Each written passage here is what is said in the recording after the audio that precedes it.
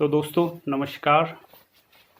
मैं हूं आपका दोस्त हर्ष कार्की और मैं आपके लिए लेके आया हूं वन डे वन टॉपिक, जो एक सीरीज के रूप में चलेगी आज से। और ये आज से ही शुरुआत हुई है इसकी। तो शुरुआत से ही मैं एक मोटिवेशनल कोट के साथ इस शुरुआत को आगे बढ़ाना चाहूँगा। सबसे पहले सभी साथियों के लिए समर्पित है ये कोट। हो चुका आगाज रण का, युग बदलने की तैयारी, जीत उसी की होगी जिसका संघर्ष है जारी। दोस्तों आपको पता है कोविड 19 2 साल दूसरा साल है कोविड 19 का, और सारे एग्जाम्स और पूरे दुनिया की गति रुक चुकी है। जो नॉर्मली सामान्यतः कार्य होते थे उनकी सारी गतिविधियां रुक चुकी हैं। तो इसको इस काल में हमें अपनी प्रिपरेशन को कैसे आगे को बढ़ाना है, उसके लिए हमको ऐसे क्योट्स से काफ़ी मदद लेनी पड़ती है। तो मैं एक बार फिर से आपको कहना चाहूँगा कि हो चुका आगाज रण का, युग बदलने की तैयारी, जीत उसी की होगी जिसका संघर्ष है जारी। दोस्तों संघर्ष को जारी रखना है, और संघर्ष को जारी रखते हुए आज हमने ये सीरीज बनाई है। तो वन डे वन टॉपिक। तो आज हमारा 24 तारीख है आज। तो 24 तारीख की डेट में एक मैं टॉपिक आपके सामने लाया हूँ। वेरी शॉर्ट टॉपिक है जो कि काफ़ी अच्छा, और लगभग सारे एग्जाम्स जो उत्तराखंड यूके पीएससी या यूके ट्रिपल एससी करवाता है, सारे एग्जामों में ये टॉपिक ये क्वेश्चन पूछे जाते हैं। बहुत शॉर्ट है, काफ़ी यूज़फुल जानकारी है। इसको आप नॉर्मली लीजिएगा और आपकी काफ़ी ये जानकारी स्ट्रॉन्ग भी हो जाएगी इससे। तो सबसे पहले जो हमारे शास्त्रीय नृत्य होते हैं, शास्त्रीय नृत्य काफ़ी आपने पढ़े होंगे कि हर एग्जाम में आते हैं और हम कंफ्यूज हो जाते हैं कि शास्त्रीय नृत्य कैसे हम इनको करें। तो मैं बहुत ही आसान तरीके से आपको बताऊंगा कि कैसे करना है, और इसके बारे में हम डिस्कस करेंगे। तो दोस्तों सबसे पहले तो एक क्वेश्चन आता है कि कितने शास्त्रीय नृत्य ऑल ओवर इंडिया में हैं। तो इससे रिलेटेड मैं 2 क्वेश्चन बताऊंगा जो हर एग्जाम, हर जब भी शास्त्रीय नृत्य का कहीं टॉपिक आएगा तो सबसे अग्रणी क्वेश्चन होते हैं ये। तो ये क्वेश्चन है कि कुल कितने नृत्य होते हैं शास्त्रीय। तो 8 नृत्य होते हैं। अभी तक जित शास्त्रीय नृत्य को हमारा जो संस्कृति मंत्रालय होता है वो अप्रूवल देता है कि भारत में कौन शास्त्रीय नृत्य होगा, कौन नहीं होगा। उसके अपनी अपनी गाइडलाइंस हैं, वो काफ़ी विस्तृत टॉपिक है, उसको कभी बाद में करवाएंगे। तो 8 नृत्यों को हमारे भारत सरकार ने मान्यता दे रखी है कि ये शास्त्रीय नृत्य हैं, क्लासिकल जो डांस कहते हैं, ये 8 हैं। तो इसमें सबसे जो पुराना नृत्य है वो माना जाता है भरतनाट्यम।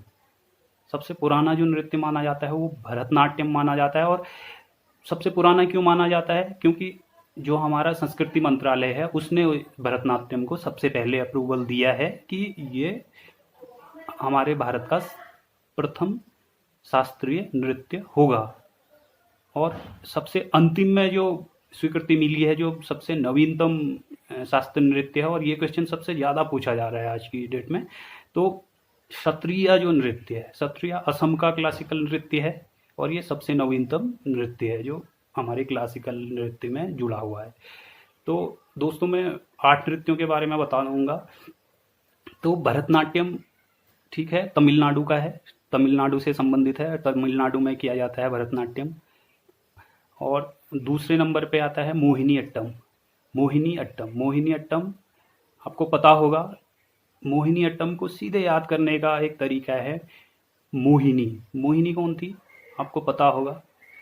मोहिनी जब एक सुंदरी थी जिसको भगवान विष्णु ने भस्मासुर को भस्मासुर को भस्म करने के लिए मोहिनी रूप धरकर, विष्णु का एक जो अवतार है वो है मोहिनी। तो इसकी जो कथा, इसका जो कथा का वाचन होता है मोहिनी अट्टम नृत्य में होता है। तो ये मोहिनी अट्टम नृत्य होता है केरल में। जो मोहिनी नृत्य अट्टम नृत्य होता है केरल में। हेमा मालिनी जो हैं हमारे जो माचो मैन हैं धर्मेंद्र जी, उनकी जो धर्मपत्नी है हेमा मालिनी, और प्रसिद्ध अदाकारा रही हैं, अब भी अदाकारा हैं और सांसद भी हैं वर्तमान में।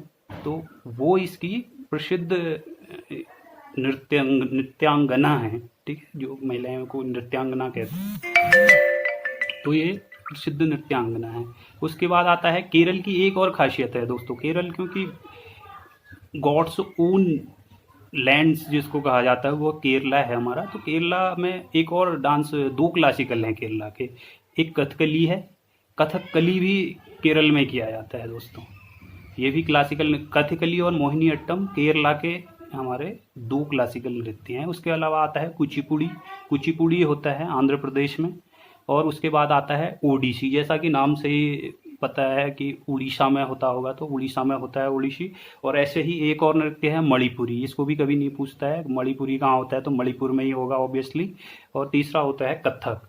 कथक में कभी कई लोग कंफ्यूज कर जाते हैं कि कथक कहाँ होता है। तो कथक जो होता है हमारे ऑल ओवर उत्तर भारत का नृत्य कथक माना जाता है। दो चीज़ें आप सेपरेट करिएगा, अलग अलग कंफ्यूज मत करिएगा। एक है कथकली, कथकली होता है केरल में। दूसरा है कथक, कथक होता है हमारा उत्तर प्रदेश में। उत्तर प्रदेश और हमारे जो उत्तरी राज्य हैं, उत्तर भारत है, उत्तर भारत का क्लासिकल नृत्य किसको माना जाता है, कथक को माना जाता है। और तीसरा है नेक्स्ट जो हमारा है आठवां नृत्य है वो है सत्रिया।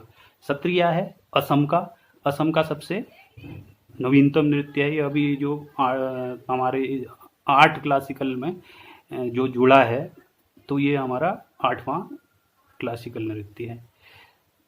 दोस्तों हमने अभी भरतनाट्यम के बारे में डिस्कस किया। भरतनाट्यम तमिलनाडु में, मोहिनीअट्टम और कथकली केरल में, कुचिपुड़ी आंध्र प्रदेश में, ओडिसी उड़ीसा में, मणिपुरी मणिपुर में, कथक उत्तर प्रदेश के उत्तर भारत में होता है, और सत्रिया होता है हमारे असम में। तो ये जो डांस हैं ये काफ़ी पूछे जाते हैं, तो आप इस जानकारी को बाकी लोगों तक भी फैलाइए। आपको अच्छा लगता है तो और आगे ऐसे ही टॉपिक करते रहेंगे हम। कमेंट्स करके भी बताइए कि कैसा लगा आपको। Thank you.